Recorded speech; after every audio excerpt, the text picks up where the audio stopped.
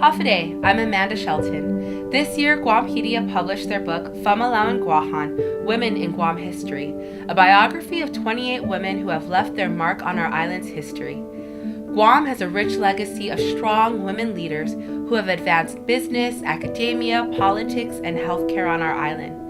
The women of the 35th Guam Legislature, the first female majority legislature in the entire country, are proud to present to you readings from this book so we may celebrate and honor the contributions women have made to our island. Siduas Masi, and we hope you enjoy.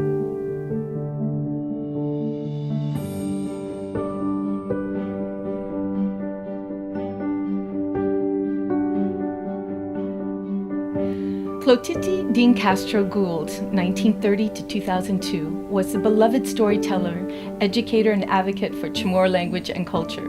Through her sense of humor and gift for weaving stories and songs together about Chamorros and life on Guam.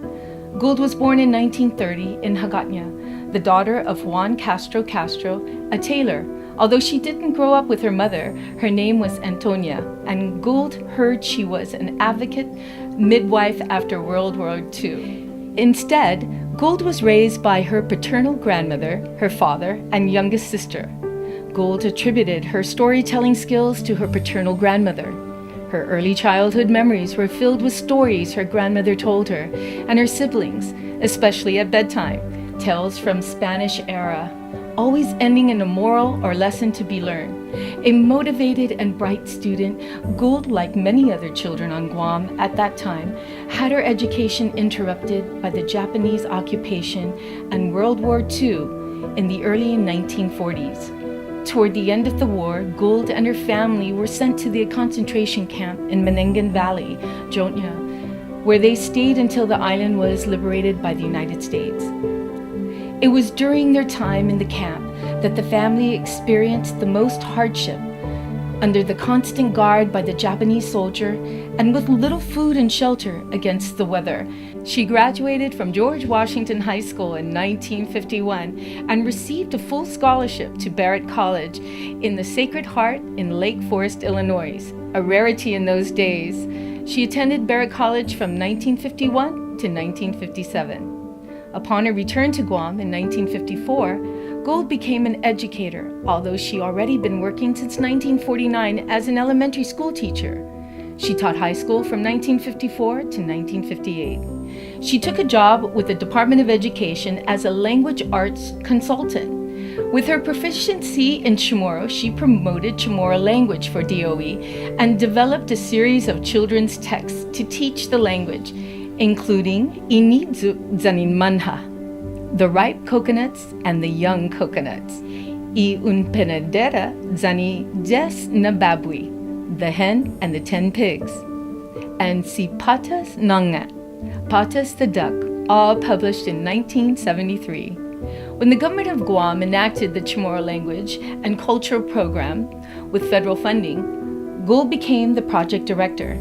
She helped develop the Chamorro language curriculum for the elementary schools and trained teachers for the new curriculum. It was during her tenure that the government support for Chamorro language, music, and culture reached new heights, as even the courts and government agencies began to translate signs and other important materials and commercials into the Chamorro language. In addition to her work in education and other civic organizations, Gould was also an activist. She was a member of the People's Alliance for Responsible Alternatives and also Organization of People for Indigenous Rights, two grassroots organizations that advocated political awareness and change, especially regarding issues of language, culture, and political rights for the Chamorro people.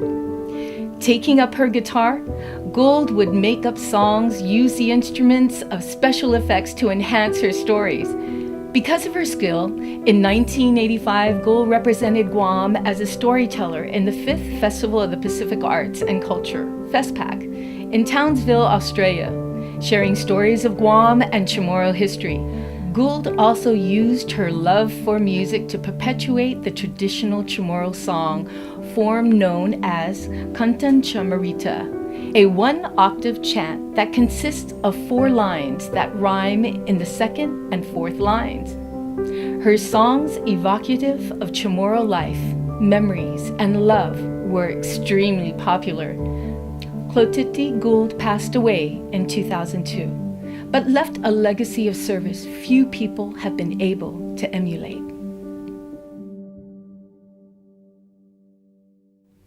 Guampedia's book, Familao and Guahan, Women in Guam History, and all the posters you've seen in this program are available for purchase online at guampediashop.com.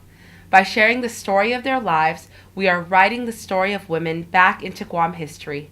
In this way, we honor and celebrate the generations of women who have helped shape our island and shape our dreams. Siduos Masi for watching.